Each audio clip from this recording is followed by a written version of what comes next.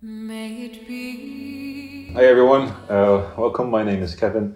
Today we're doing a battle report at 650 points. I'm facing off against Azogs Legion, but I've brought Earl the Young and Minas Tirith, so it's a founding of Rohan list. I often call it the Legendary Legion, even though it's not really a Legendary Legion. My leader is the King of Men, unarmored horse with heavy armor, shield, lance is the full kit. He's brought with him a warband with 3 Fountain Court guards. One of them has a banner, 7 warriors of Minas Tirith with shield, 4 rangers with spear, and a single Citadel guard with longbow on a horse. The second Minas Tirith warband is the Knight of the White Tower. He's got some regular infantry with him as well, 2 Fountain Court guards and 4 rangers with spears. And then there's Eorl the Young, of course, with 6 sons of Eorl, who are the main hitting force of the army. So looking forward to the game, and let's see what we're going to get and what we're going to be playing. Hello guys, I'm Tim, and today I'm taking Azogs Legion. So what do I have in my army? I have Azog, the big guy, with heavy armor and white war, of course.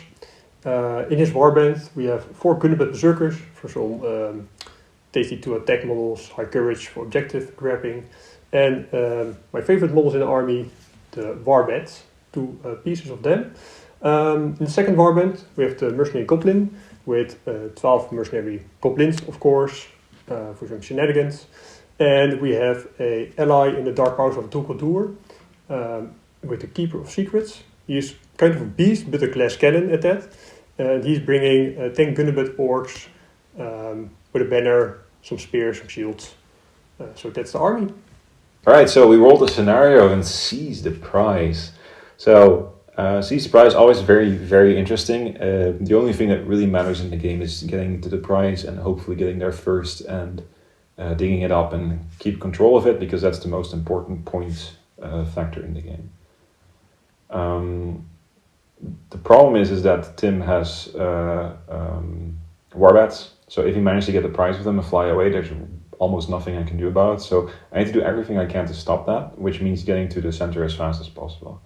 So my strategy here is to use my cavalry, call a march with the king, and if I have to, call a heroic move with Eorl on the same turn, so that Eorl moves first, then the king moves, calls a march, and then everyone else gets the extra movement. And then my cavalry will have 15-inch movement, and they should be able to move beyond the prize, and one of them can dismount and pick it up. But this all depends on rolls and stuff and how Tim deploys. If he has his force together, he can do the same thing, but I'm hoping that he deploys them apart. And then he can only call a march. Well, he could also call a move, but he can't do them both at the same time. So that's my strategy, just get there, try and get the prize, try to get it out of there. And of course I have to minimize the damage that Azog can do. If I have a good opportunity, I might go into him with Eorl or the Knight of the White Tower and maybe get a lucky strike off or something, but it's probably just best to avoid him and focus on the prize and breaking his army and trying to avoid mine getting broken. But that's going to be interesting to see. Okay, today we're playing Seize the Prize. I think I have a good shot at this scenario. It's kind of tough though, because Kevin has a lot of good cav at that.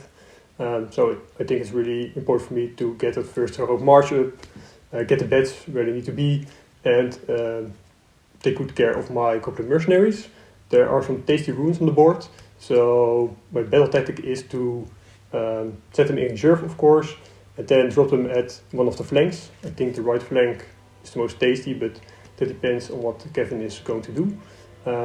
So we will see what happens. We rolled seize the prize. The prize is in the middle. Tim got a board edge, so he chose that side, deployed his first warband with Azog. I deployed my line pretty much like this, setting up for some turn 1 heroics. I think both of us have to call some stuff because, well, the only thing that matters is in the middle of the board. So let's see who has priority and go on with turn 1. Okay. Priority goes to Azogs Legion. Okay, so this is after movement turn 1. We both had to call heroics to get to the center first. Azog called a march. I called a march with the king and a move with Eorl, which meant that I had to, was able to go first and move to the center. The Citadel Guard with longbow dismounted and actually managed to dig up the prize on a 4+, so he has now possession of the objective. In response, Tim decided not to march the entire warband, to just move Azog full into my face and charge the sacrificial son of Eorl with 2 warbats to try and make some space. And I moved up as well as I could to try and get everybody near the action as quickly as possible. So this is the state of the board. We have 1 shooting attack to do, I think, and 1 combat to do this turn. So that will be pretty quick. Okay, so after turn 1 shooting nothing, I threw a spear, but it didn't cause a wound. In combat, the son of Eorl managed to roll a 6 and drive back the bats and actually put a wound on one of them. Unfortunately, no kill there, but still very happy that he made it out alive. So we've just finished up round 2 movement. Both of us called heroic moves. Unfortunately for me, the Azogs Legion won the roll-off and they managed to pin down the Citadel Guard that's hiding all the way in there, being swarmed by bats and berserkers and nasty things like that. Azog charged into 2 Sons of Eorl. I decided to swing around Eorl himself to try and see if I can win a clutch roll-off and get him down, or at least buy myself some time to try and extract the relic out of here. Moved up with some troops. He moved up, some charges were happening, and then at the end of the movement, the mercenaries came and say hi and are now flanking the entire force.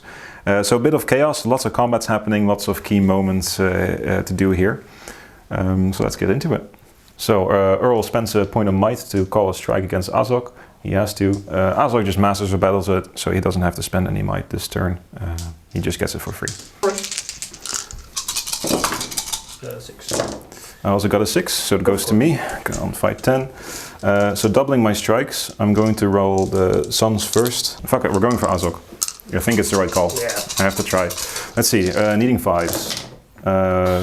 1 wound with the Sons. Would you like to fate that? The war? Yeah. Okay. That's it. So 1 fate left. 6 strikes with Eorl.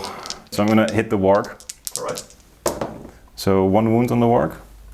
You have 1 fate left. Yeah, I'm not going to spend fate. Okay. Then another strike on the warg.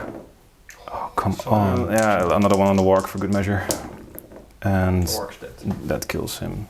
So after a round of combats, the bat won from a Son of Eorl over here and actually managed to kill it. The combat over here was won against the bat, and of course it was slain. Luckily, this Son of Eorl managed to win and drive the berserkers back, didn't score a wound. And lastly, the cavalry over here managed to take down a berserker, and over here there was just a bunch of driving back, and nothing was slain. So let's roll turn 3 priority. Okay. Goes to good. Turns of heroic moves. Azog, the keeper, and the captain all called heroic moves spread across the line, and for me, only the Knight of the White Tower called a move because he was positioned in the center and covers enough of the army. So that was turn 3 movement. The Knight of the White Tower called a heroic move first, and charged straight up in the bat, which allowed me to move all of my forces. I had to scoot down a little bit over here because otherwise things weren't in range. Crucially, I managed to hand over the relic to a Son of Eorl that was in base contact, and he ran around my lines a little bit, so he's now out of harm's way. Eorl has been charged by some Uruks, Azog has been charged by some warriors of mine. They're still right next to each other, but they're not fighting each other as of yet. And the king charged in the goblins at the end after all of the heroic moves were done, because otherwise that flank might be in a little bit of trouble. Lots of combats happening this turn. The lines have fully clashed, and let's see who comes out on top. We're in middle of combats here, but this is kind of ridiculous. The Keeper of the Dungeons just absolutely whiffed against 2 regular warriors, needing 6s to wound. They both rolled a 6. The Keeper has no fate, so they just kind of insta-killed the Keeper of the Dungeons. And now Azog is against a whole bunch of guys, but he managed to roll only a 4 high, and I rolled 6. And considering he's up against the Son of Eorl on the charge, if he loses, he's probably dead, so he has to spend his last 2 remaining points of might in order to win the fight on fight value, otherwise he's dead. So incredibly poor round of combats for the evil heroes here, unfortunately. So let's just cross those off. Azog going down to 0 might. Round 3 combat just finished. In terms of heroes, it went very poorly for the forces of evil. Azog out of might, Keeper of the Dungeon slain. But in terms of warrior combats, evil did quite well over here.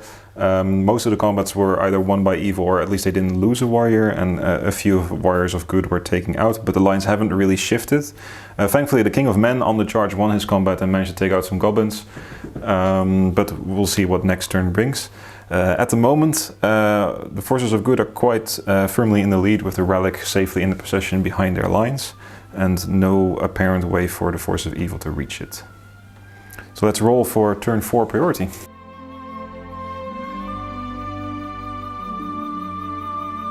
Okay, so the microphone died, so sorry about that. We're continuing with the inbuilt microphone. Turn 4 movement is complete. The goblins won priority and managed to tie down his flank and also charged the King of Men. Didn't quite get the wraparound, fortunately, for the king.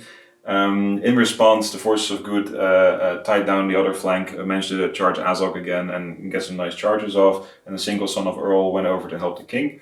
The relic was passed on from son to son, which then drove off into the sunset and is trying to score as many points as possible by getting the relic off of the opponent's board edge. Starting with the combat of Azog, I've got 3 mischief guys who are all stabbing, and I've got a charging son of Eorl.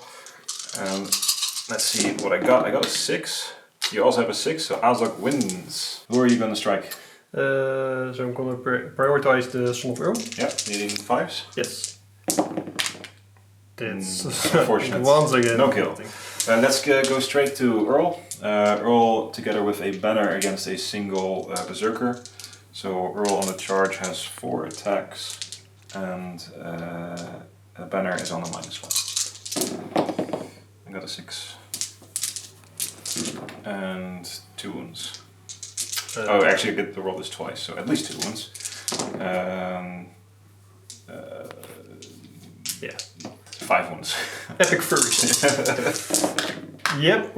No, quite. He's quite dead. Okay. So turn 4 combat just concluded. Nothing really drastic. Some losses were taken on both sides. The Eorl and his sons did some killing. The king managed to win his combat. I lost a few warriors on this flank. Overall, we're trading warriors, but the forces of good are quite in the lead.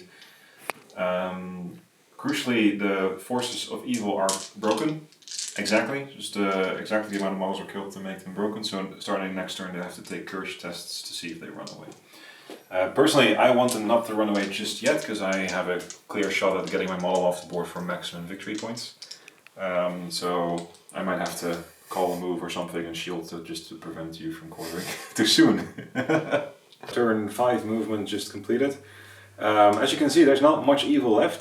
Tim decided to move his warriors first in an attempt to make as much runaway as possible, so that the game would end sooner, and to deny me the opportunity to run the relic off the board so that he would limit the amount of VP scored against him. It's probably the smartest move, especially if you were in tournament play where VP scored against you is also one of the tiebreakers. I was probably going to kill Azog and was probably going to run the relic off the board, so doing it this way prevents a 12-0 defeat. And now it's probably going to be a 8-0 defeat, something along those lines. It depends on exactly what happens with the combats over here. But this is most likely the last turn of play, because he's 1 model away from being quartered right now. And there's quite a few combats where I cannot shield because there's cavalry involved. So let's do the combats that matter first. Starting with Azog. I could strike here, but you have Master of Battle, so I'm not going to. I'll just save my point of might for fate or getting a 6 or something. So let's see if you can get a 6. Set the bar for me. Come on, Azog. Oh, he gets a 6, so he wins. So everyone has to back away. Who are you going to strike? Eorl, of course. Eorl, yeah. All in. All in on Eorl. So 3s. 3s. 2 wounds. He does have 2 fate. Yes, he has 2 fate, so he's going to roll 2 fate points for the heck of it. Passes one of them, so he's taking a wound and he's out of fate. Let's cross that off. But fortunately, not my leader, so not conceding any victory points. But most importantly for you, Azog is alive, and this is probably the last turn, so that saves victory points as well. That's something. Yeah. Then let's do the King of Men to see if he gets a wound. You charged me, so I just have 3 attacks in total for a 5. I also have 5, so I win on 5 value. And I kill the guy, so this is the last turn of the game. And I don't think the rest of the combats matter anymore, so... GG. GG. So let's tally up the victory points. I get 5 points for having the relic on your side of the field. I think I did wound Azog. No. No one's an Azog, so no points there. My leader is unharmed, so no points there, but I also get 3 points for breaking you without being broken in return. So an 8-0 victory for Eorl the Young and the Forces of Minas Tirith. So guys, the game is finished, and it was quite a massacre for me. Azog didn't quite live up to my expectations this game. It was very hard. Kevin outplayed me right at the start with the deployment. Quite a good lesson for me though. The heroic march in combination with the heroic move got him first on objective, then made a good screen and took up the prize on the first try, so that wasn't helping. And I tried my best to go really aggressive with Azog, put it right in his face, and hoping he can just, with some brute force, make his way through them, through his army. So I got the first turns quite unlucky with roll-offs, and some combats with Azog that just went really poorly, didn't kill much, didn't win the fight. And after that it was just going downhill. But I tried my best. I just tried to get a good loss in it. And it was overall really interesting and fun game, despite that I lost. Okay, so what a game. That went a lot better than I thought. The plan worked. Tim did deploy his forces apart and I managed to get to the prize first. But getting to the prize is half the plan. The second half is getting away with it. And that was actually quite tricky because he did the right thing and just moved Azog straight into my face. I was really worried that he would be able to heroic combat through my forces and get to the prize. His warbats managed to tie me down, so it did look a little bit hairy for a minute there. But then Azog absolutely botched his combat against Eorl and his friends by getting only fight 9 against my fight 10. Fortunately, he didn't die, but he did lose his warg, and then after that he wasn't nearly as scary anymore. And then it was just a matter of trying to get a heroic move roll off and get the relic out of there and around his forces in the way. So that worked quite well. The mercenary flank was a little bit worrying for about a minute, but thankfully the king managed to contain it a little bit and the forces held off well enough to the point where I was never really in danger of getting broken. Of course, the combat against the keeper, absolute fluke. Super stupid that not only he lost the combat, but I also rolled 2 6s to wound him and he just instantly died. I guess that's dice for you, a really low chance, but it happened. Tim did make a really smart move in just letting his forces run away and ending the game early, because if he hadn't, quite likely I would have had the relic off of the board and also killed Azog at some point, because he only has 3 attacks. Eventually he's going to whiff with no might left and he's just going to die. So that limited the damage somewhat, but I still got a very solid 8-0 victory.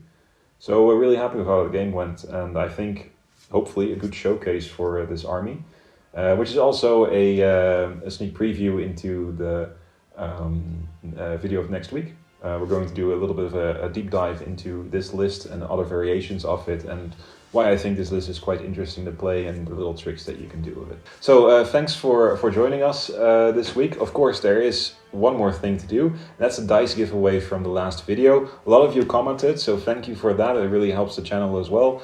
But the winner of that giveaway is Ellen Brotman.